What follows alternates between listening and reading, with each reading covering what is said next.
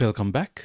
In this video, I'm going to show you how to bring over your vector data into Google Earth Pro, which I'm pretty sure most of you have heard of it, but if you haven't, it's basically a free application developed by Google that allows you to explore the Earth using high-resolution satellite imagery, aerial photos, and terrain data and that sort of thing. And you can access it simply by Googling Google Earth Pro. If I head over to these Earth versions, you'll get to see that it's available as an application that can run on your web browser, or if you want to use it on your mobile, that's possible too. But what I have done is I have actually downloaded this software onto my PC and I'm running it locally as a desktop application. So it's nice to have all of these options. But if I just quickly go ahead and click on this Google Earth on web, I would be able to jump onto a project like this, where I would be able to just freely browse around and do a number of different things without even needing to sign up, basically. So you can use this kind of a street view to get that sort of virtual experience. And at the same time, if I head back, you can sort of zoom in and out, tilt the view like this, just so that you could experience those 3D terrain features as you're seeing right now.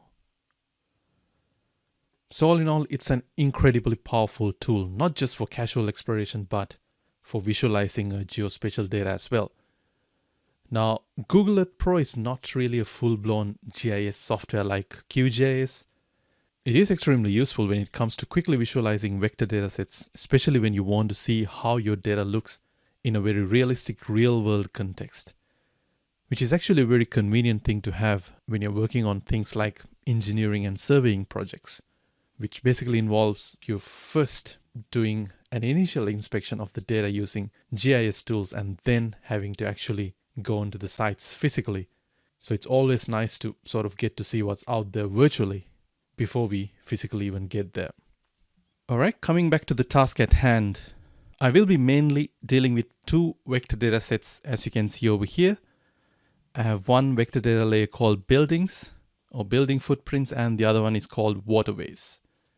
So I'll be bringing both of these over to Google Earth Pro, and we'll see how to view these vector data layers over in Google Earth Pro, which has that added benefit of being able to leverage a number of additional features like super realistic 3D terrains and things like that.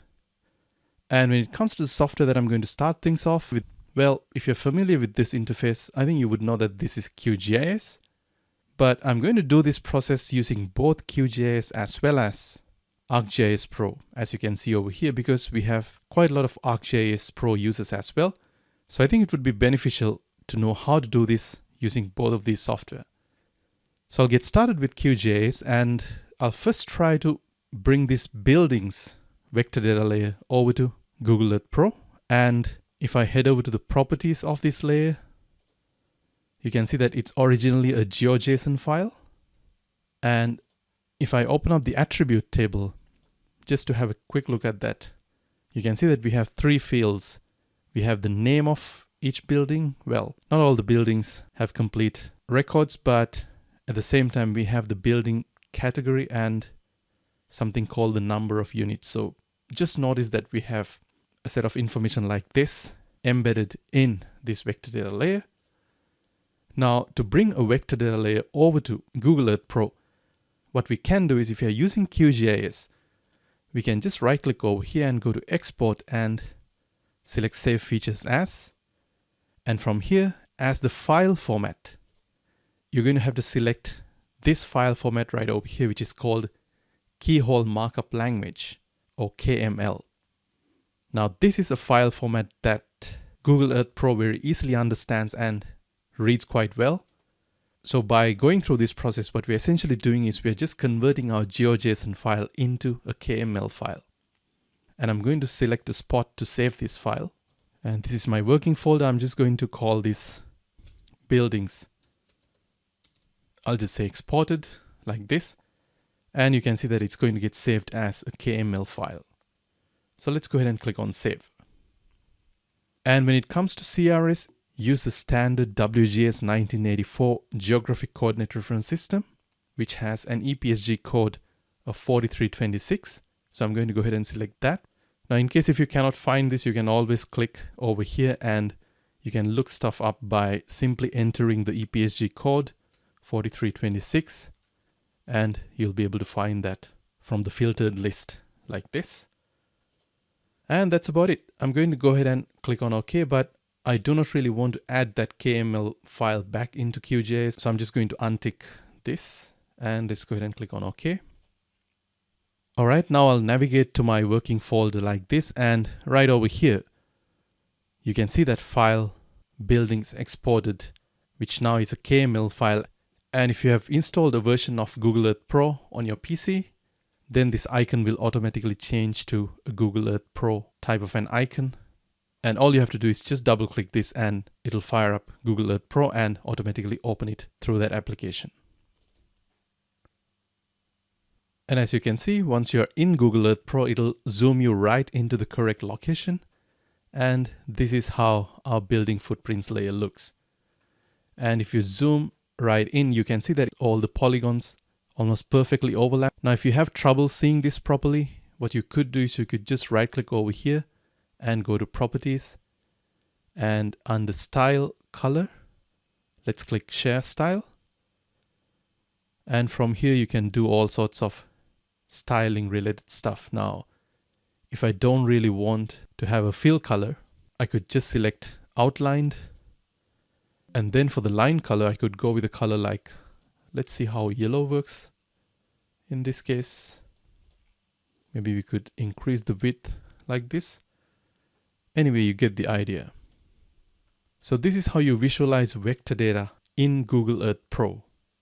And as I told you guys, now we have that added advantage of being able to utilize the unique capabilities that come with a software like Google Earth Pro. You can tilt the view, you can view the 3D terrain like this. And an equally important thing, especially when it comes to investigating things, is the ability to use Street View. So if I drag this icon to one of these roads over here, I would be able to virtually move around like this and get almost a real life experience in this manner, but just using this software. Now I'll exit out from this Street View, and we did this for a polygon type dataset, and the process is exactly the same when it comes to dealing with the other geometric types as well. So if I were to go ahead and do this for this waterways layer, well, what I could do is I could just export this as a KML file. I'm going to name this waterways exported and click on OK. And just before I click on the file to open this vector data layer in Google Earth Pro, I'm just going to have a quick look at the attribute table of this waterways layer as well. So this is how the attribute table looks. We have 5 different records and 3 attributes: name, length, and average width. So right here, you can see that newly created layer, waterways exported. I'm just going to go ahead and double click over here. And you can see how that polyline type layer got added to Google Earth Pro as well. And you can always change the appearance by right clicking over here and select a color of your choice. And maybe increase the width a little bit as well.